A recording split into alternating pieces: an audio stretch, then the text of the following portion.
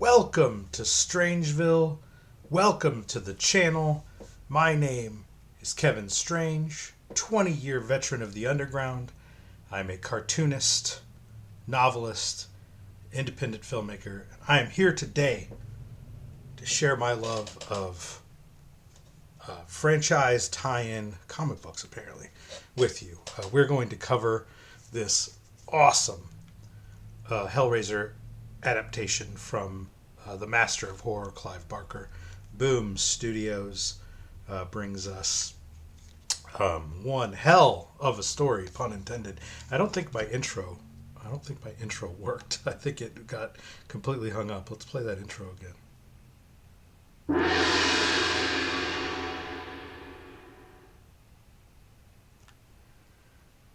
I need a better. The processor on this computer is pretty wimpy. I need a stronger computer to to really play these these videos I have loaded up without them skipping and being jittery. But anyway, let's start over again. We're looking at Clive Barker's Hellraiser tie-in comics. We have cars rumbling outside with no exhaust as usual, gang. That's just part of living right next to the road here in Strangeville, the most popular road in Strangeville. These cars just never stop. Hell has come home, it says. Clive Barker has touched Hellraiser only twice. This was before the Scarlet Gospels novel came out, so if that makes sense to you. Clive Barker has touched Hellraiser only twice. Wants to write The Hellbound Heart, which is the novella that the whole Hellraiser series is based on, and once more to write and direct the original Hellraiser film. Now Barker returns to tell the long-awaited next chapter in the Hellraiser series. Begin the epic journey to hell and back as Pinhead devises a plan to change his fate and become human once again. But what does his plan have to do with Christy Cotton, who searches to destroy the device that brought Pinhead to our world? Follow this saga born from blood as Clive Barker's Hellraiser comic series begins here. We got some quotes here, full of nightmarish imagery that horror fans will instantly crave, from Fangoria. If you're a fan of Clive Barker's Hellraiser, you owe it to yourself to check out Boom Studios' new Hellraiser comic. That's from FearNet. And Barker and company have given horror and comic book fans something to be excited about, from Bloody Disgusting. Do you remember, gang, when these media outlets, you remember when they actually had the public trust, when you could put a quote from Fangoria or from Bloody Disgusting on a product, and the public would actually believe you that what you were shilling to them was good, before all media became access media, before, as Elon Musk calls it, the woke mind virus infected all media, and these companies would just start shilling whatever the Corpo Studios told them to shill, whether it was absolute dog shit or not. And these days it's all Corpo produced entertainment is, DEI dog shit. And that's why, one of the big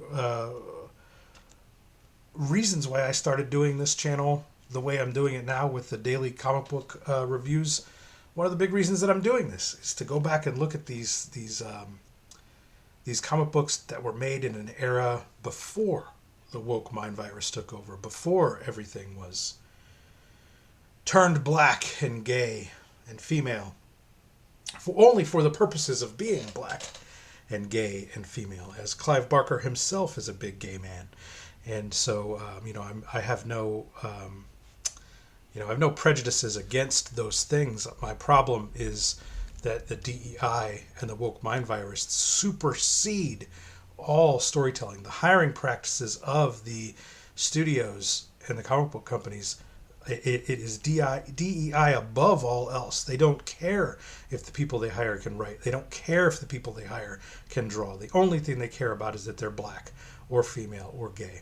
And Clive Barker, one of the America's best horror storytellers of all time, happens to also be a big gay man with AIDS. That's beside the point. He also tells fantastic stories. I have his Books of Blood anthology in there. I've got all the movies. Well, I don't know if I have all the... I'm not a big DVD collector for reasons that we can talk about at another time that's not on a comic book channel. But I'm a big fan of Clive Barker and his work, and have been since I was a kid. Let's crack this open. Let's get in there. But before we do that, let's pay some bills. As the late, great Ed Piskor would say, this channel is brought to you by the comics that we make, and I am no different. I have Count Kefula, a.k.a. Dracula in Strangeville, out now digitally at the Patreon link below. Or you can pre-order the print version right here. The link is in the description. Print version, 28 pages, full color, Count Kefula, a.k.a. Dracula in Strangeville. It's the tale of Count Dracula breezing into the peaceful town of Strangeville, collecting up some big booty hoes, and throwing himself a blood bang party. What is a blood bang party, you ask? Well, you'll have to read the comic to find out. If you're a fan of Robert Crumb as Clay Wilson, Spain Rodriguez, Gilbert Shelton, The Undergrounds, if you're a fan of outlaw comics, if you're a fan of sex, drugs, and violence in your comic books, then Count Kefula, a.k.a. Dracula in Strangeville, is for you. The pre-order ends on October 31st, Halloween, and there probably will be no reprint of the book. So if you want it, get it now. Link in the description. $12 gets you the comic and a free 11 by 17 poster. Did I mention the Patreon? Well, let's see who our current patrons are. Let's give some shouts to our patrons. Savage Splendor, Dark Lord Carrion, 666 Yoshi, Alien on LSD, Joseph Stark, Loudpack Productions, Dave Baxter, Jason German, Mutant Minds, Joshua Wise, and Jeremy Maddox are our patrons and channel members. Now, if you want to become a channel member, that gets you access to all of our videos that have not been yet released to the public. That means there are usually two weeks to a month worth of new videos that have been shot and uploaded but are not available to the public. And what that means, as the channel begins to grow, if you want the, if this review of Clive Barker's, Hellraiser graphic novel volume 1 from Boom Studios catches your eye, and it's something you decide you need in your collection, all the other channel members for $2.99 a month that have become channel members, they have access to this video 2 weeks, a month out before it actually airs. And they might have already scooped up all the copies of this off Amazon that are available.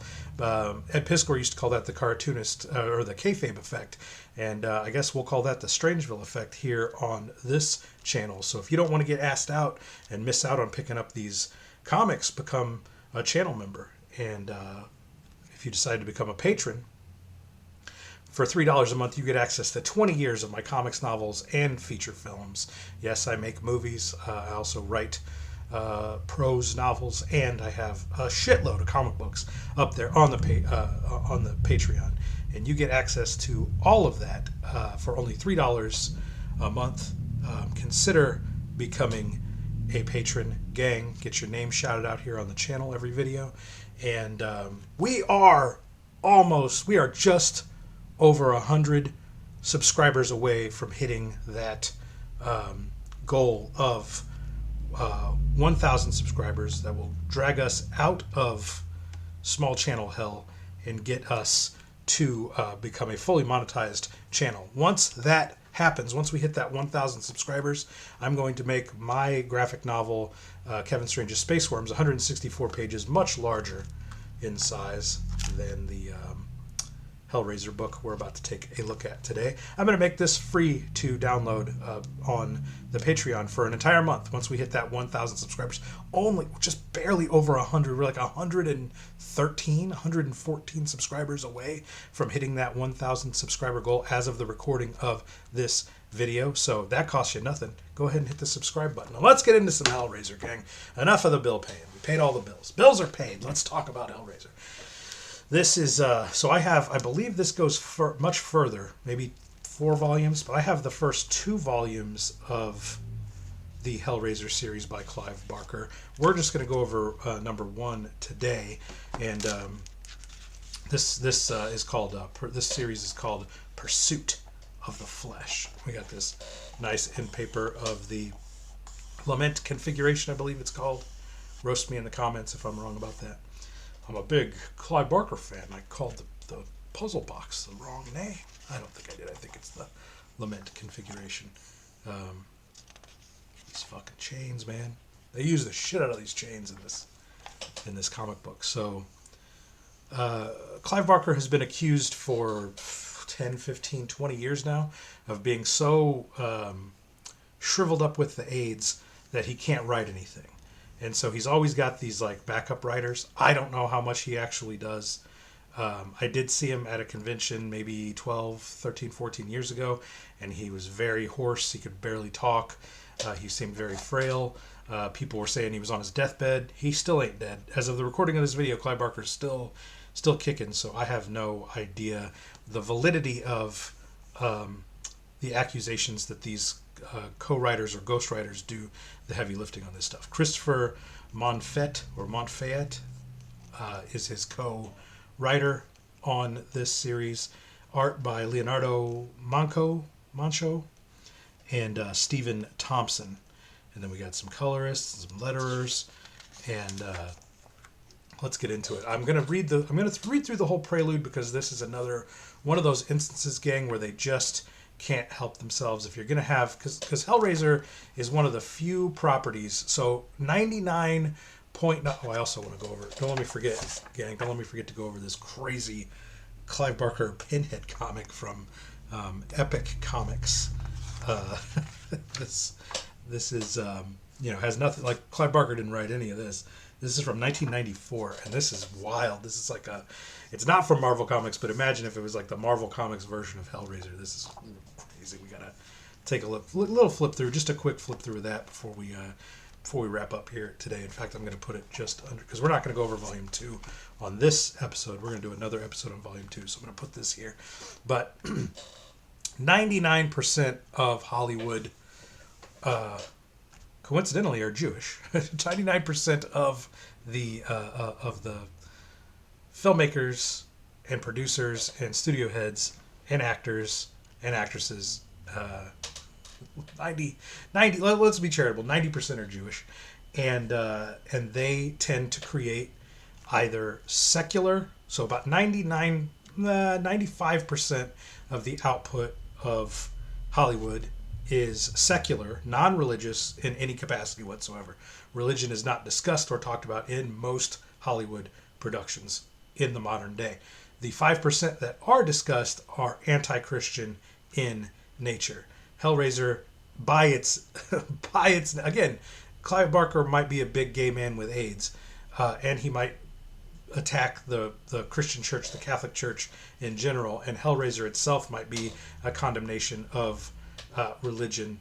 I'm not saying that Clive Barker himself was coerced into that by the framing of modern Hollywood. He just happens to be part of that 5% that are anti-Christian in nature. And so I wanted to highlight this the opening of the book, because it's never an Islamic man. Imam, is that what they're called? The Imam, the priest, the Islamic version of a priest.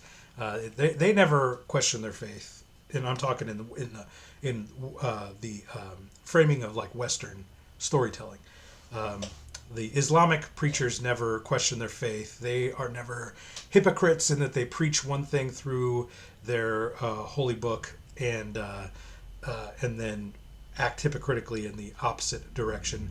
That it's always the Christian priests and preachers. It's always the holy man from the Christian faith, whether it be Catholics or Protestants, that are evil and sinister and oftentimes depicted as gay, which I'm not sure why that is like an own for the left, because that's like saying like most priests are gay child molesters doesn't bode well for the gay community.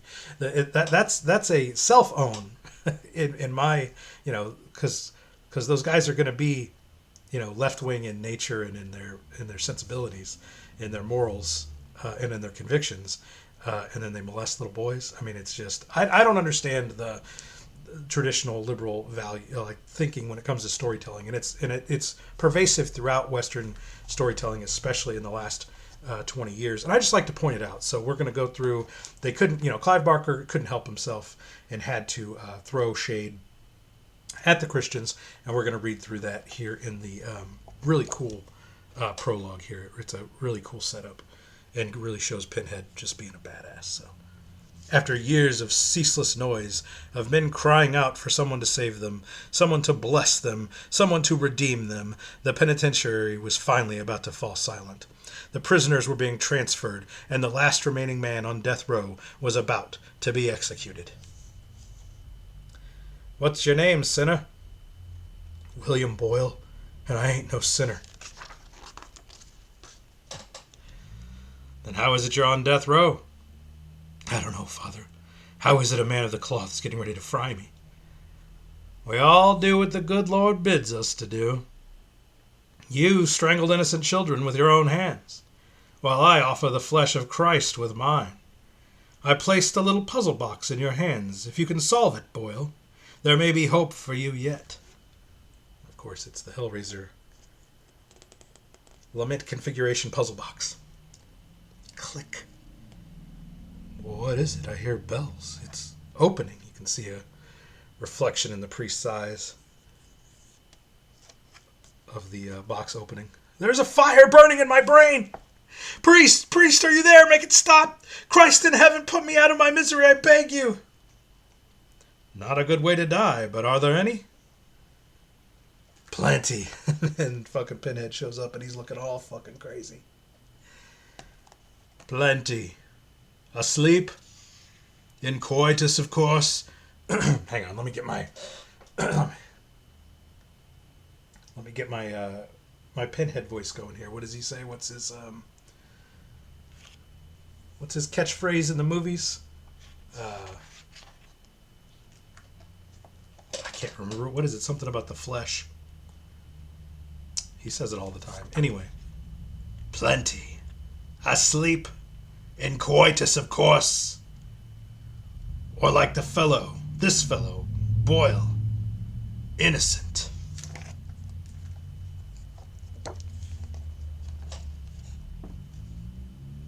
"He was innocent, but the box opened for him. Enemy? I have no power over the lament configuration.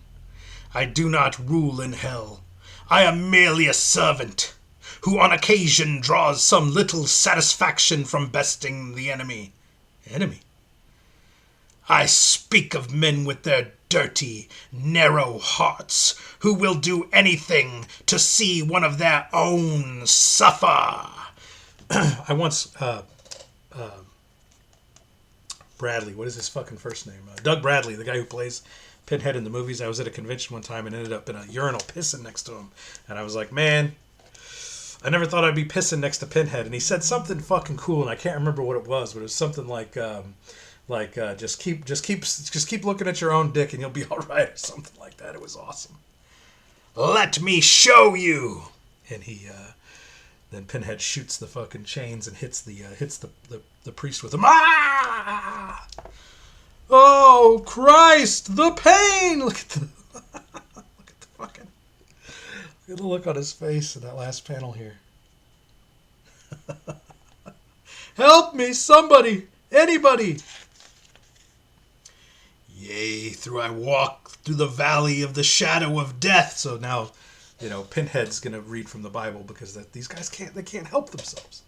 They can't help themselves, right? They got to make the priest evil, and then they got to have Pinhead be the one. This evil demon from hell have to be the one reading out of the Bible. It's just they can't help themselves. They have to do this, and they can only do it to Christians. It can't ever be done to Jews or Muslims. It's so fucking weird, and it can't ever be done to like the secular zealots, right? Like the DEI crazies, the Marxists, they're never hypocrites, and their conviction is always pure. It's only the Christians that are hypocrites, that have foul souls and ill intentions. It's wacky to me. It's wacky. Lord, embrace me now in your infinite mercy. And the chains are chasing him back down. There is no such thing, fool. God, please save me. Look at that look on his face. It's horrific. And he's got him all in chains. Look at that. Look at that Pinhead face down there. This book is awesome. It's far too late for salvation. Enough, please, enough. Angels in heaven, hear my cry. I'm listening. I said in heaven. Whether hell's work or heaven's, it makes no difference. Demon, don't let me die unforgiven. He explodes in all the chainy gore. This awesome shot of Pinhead. Peripheral just looking at him. Single drop of blood.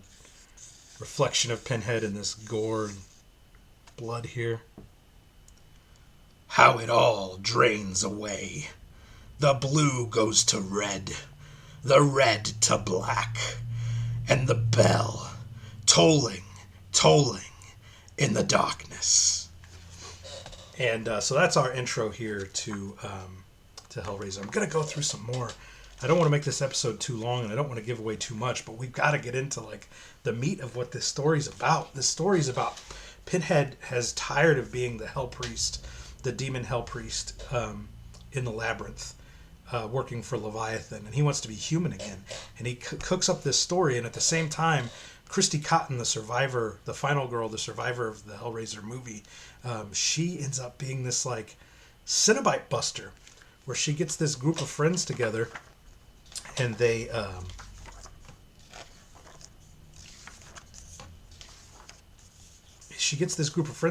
start hunting down all the different items, all the different artifacts that conjure gateways and portals to hell and let demons through, and then kill the demons for each of the different items. And they've been doing this for a long time. And when we get into the meat of the story here, the lament configuration, the Pinhead's puzzle box, is the last one. And so Christy Cotton and her friends are hunting. They're hunting Pinhead, and they're hunting the box. And we get to see this. The second to last one is called the carousel, and we get to see them hunt down and destroy the carousel. And I want to go through that, but I also want to go through this part here where where Pinhead makes his deal. And I guess we'll kind of skip through to the real like meat of those parts, so that this video doesn't go on for ages and ages and ages. However, watching the entire video through will really help with the watch time. I'm still about 1,000 hours, 1,500 hours short of my allotted watch time to fully monetize the channel. So not only are we about 100 subscribers away, but we're about 1,500 watch hours away. And all that means is if you could go through and just watch all the videos that you can stand, as much of my voice as you can stand, gang, costs you nothing. Set a little playlist up and just let all my videos play through from beginning to end. That really helps with the algorithm to serve out the video to other people on YouTube, to help us find our core audience of strange heads that are going to be back here day after day, that are going to be into reading comics with us here on the channel, and discovering new comics and indie creators and all the fun stuff we do here at the channel. But all that watch time is also going to get us to that 5,000 watch hours that we need. So right here, so we get into chapter 1, and it's what's cool about this is this farmer is like working with Pinhead. He's working with the demons, and he's kidnapping these girls, and he's putting the puzzle box in these cage, in these like he's got her in this hole, this concrete room down in this tunnel under his isolated farm, and he's got cameras and everything set up to record them, and so he's using her as a victim to communicate with Pinhead. So the Cenobites appear. She's freaking out. She's innocent. They don't care. Look at that. Look at that fucking shot of Pinhead.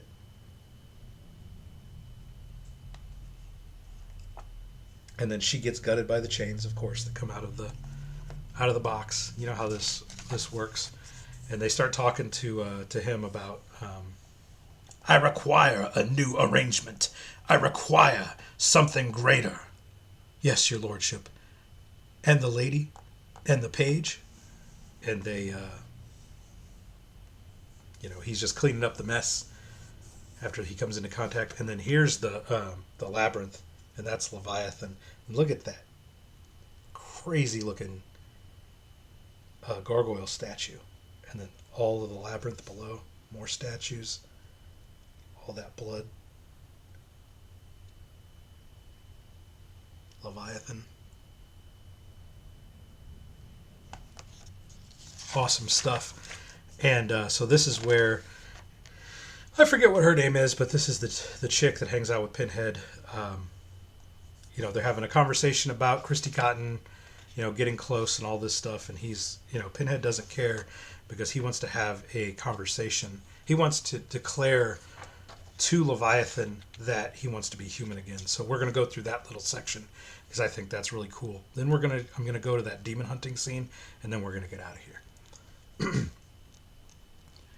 I've crossed a flaming divide, sundered limb from bone, all in service to the mystery of the flesh, only to discover that all there is skin. And she says, don't. He goes in here, and there's this, this is a demon that failed to transcend to human form and just became the sort of the mouth of Leviathan. And it became like this this piano, this with this organ. And we're gonna dig into the conversation that Pinhead has with it. It's pretty cool. I'm gonna try to do the singing voice justice because it's supposed to be a bunch of different voices, like singing in tone to the keys. Obviously, I'm not gonna be able to do that. But I'm going to try to give it a cool voice, and we'll see what happens. You guys can roast me in the comments if I suck at it. By the rotten ivory, speak! Grant me audience with League and Leviathan. He offers no solace to the melancholy priest. Confess, and I shall convey. Very well, then. I seek to invoke the accord. You aim to become as I once became? No, you worthless wordsmith, to succeed where you failed. Say it then. Speak your folly. You aim to be what exactly? Human. You invite damnation upon yourself, and my screams not evidence enough? I knew you once, Cenobite. Always the clucking tongue, weak then, weaker now. The form fits you. You mock my meager station. Yet what you now speak I once spoke. I require a new experience. You were promised such sights. And I have seen them all. Gifts to the ungrateful. I offer my gratitude to he who offers nothing. You understand the terms? A return to the flesh, an attempt to earn the salvation of heaven. And should you falter as I faltered? I would descend here damned, absent my rank and power, forever on fire. I would wish of you my own fate, that my suffering might then be second. I know the risks. And the cost? A suitable replacement, a worthy servant. I've a name. He demands you speak it. A fascinating choice. We are agreed. Now go and make it gospel. Look at that fucking splash page of Pinhead walking away from that fucking Flesh organ. Awesome. Awesome stuff. Let's go ahead and jump ahead to this crazy shit that these guys get into. So we're going to jump ahead to, so they've, Christy Cotton and her Ghostbusters, or Cenobite Busters, they, through a series of they have clairvoyant people, all these people have special powers that they use in conjunction and to find these damned artifacts. And so they figured out this family has one in their house, and it's pretty fucking crazy how they do this shit. We go in quickly, gather the family, find a room to separate, to prepare the rite. Whatever emerges, the glyph will render them susceptible, not weak. It bears repeating, be careful. That's Christy. In the window, a nightlight. Christ, they have a kid. There was a day, Christy, we had a line, and this right here was one on the other side of it. Ready? Click. Come with us, please. No, downstairs now. Hurry, kid. Put these on. So they've bound and gagged this family that has this damned artifact in their house. Don't move, or I will, or I kill the kid. Don't speak, or I kill the kid. And that's Christy Cotton talking. She's threatening their little kid here. This kid. Play along with me, buddy, okay? Everything's going to be just fine, I promise. One of your toys is very, very dangerous. We found it and back in the music room. We'll draw the glyph, but first we pray. Here we go. They've got this all set up here, and they make the kid solve the artifact. Into the hands of which spirit do we commend ourselves tonight? He says these words out of this. He's got glyphs written all over his body. They've got this circle of protection. They've got all these crazy occult things that they've done in preparation of bringing this demon forth. Akima, and they're speaking in this ancient language. The shit opens up. Ding, bleep, chime, snap, all kinds of crazy shit's going on. And then this fucking thing shows up. If you thought Pinhead was scary, look at this fucking thing that shows up when you unlock the carousel. Look at these fucking things that show up with him. Crazy splash page. You called, we came. These are meddlers, of whom the others speak, but this one, such peculiar... What is that word? Precipitation is what it looks like. Let me pull this away. Let me take a look at it. Yeah. Such precipitation. Stain the web and glint the weave. Mirrors lie and glass deceives. No, this is she, a face in the raindrops, a memory of the storm. Then, shatter not, we ought refrain. The priest would have them bound in chains. The priest? This is Christy Cotton. He speaks of you often, Christy Cotton. Your name is a fable amongst the circles, and as you know, he favors his points and pins.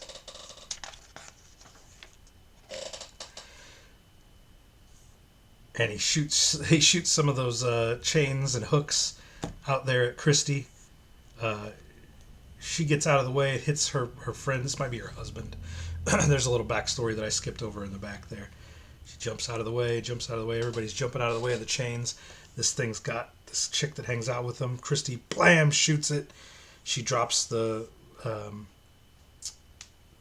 blade, the knife here that... she uses to kill the demons. The embrace of 1,000 arms, float and fly and fall. I'll make you a cloud, and oh, you shall thunder. Alex! She gets him the blade, He stabs the thing in the face. It blows up. Bethany, get Marcus. You okay? Through and through. Bone and little else. Christy. And then these, they end up fighting these things. And the little kid and his parents end up all fucked up in Pinhead's chains. That's the little kid there. Oh God, no! We have to move. Christy says, I'm sorry. That goddamn box will kill us all, they say as they leave. And there's Pinhead watching from the labyrinth. That goddamn box will kill us all, it echoes in the labyrinth. It was among the final devices, the carousel. Ours is now the last. The box is but a fissure, a crack in the world. Close one, create another. Fear not. Few things but hell and heaven truly persist. Their fortune lately seems almost orchestrated, and we're going to leave it on Pinhead's knowing face that, yep, I set all this in motion. And we're going to find out what that means in the next volume of Hellraiser, which is even crazier than this one. I hope you guys will join me in that second video, gang. Don't leave out on this one. Let's just flip through this Pinhead issue from 1994's Epic Comics. It's just this crazy story. Give the devil his due. DC Chichester and Eric Saltzberg are on the story, and Dario Carasso Jr. on pencils, and Enrique Villagran on the inks. And this is just some crazy fucking shit. I think they're in the labyrinth. I think this all takes place in the labyrinth. And this is just some fucking crazy shit. This is like, I don't know. This is like if Jack Kirby did Hellraiser. It's just some weird, fantastical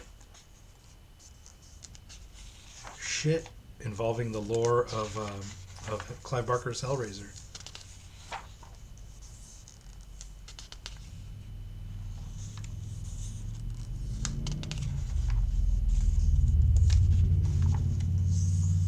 Pretty cool.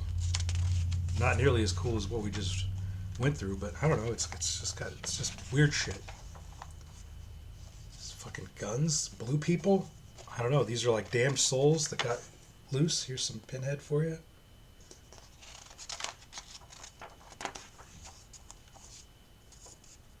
I don't know. This is issue 6, by the way, so we need to diggers. You guys have copies of 1 through 5, Pinhead 1 through 5 from Epic Comics in your collection, send them my way so we can take a look at them on the channel. P.O. Box number 5, Cottage Hills, Illinois 62018. You can send me your dupes. You can send me stuff that you want me to read on the channel, or you can be like Paul Payne here and you can send me your entire collection of bootleg Rambo versus the Blair Witch, which I did I just finished recording a cool episode on. I also covered it in the mailbag episode. I'll try to cover the P.O. Box is blowing up lately. Tons of stuff. Check out that mailbag episode. That's, one more time, P.O. Box number 5. Kevin Strange, P.O. Box number 5, Cottage Hills, Illinois 62018. Send if you're a creator and you make bootleg Rambo comics or any other kind of comics, send them my way and we'll take a look at them here on the channel. If you've got those Pinhead extra Pinhead comics 1 through 5 from Epic Comics, send them my way. And hope I see you guys for the next Hellraiser episode, because you don't want to miss what happens in the second volume of this. It's fucking crazy. And I hope I see you at the dollar bin, and remember to keep on digging.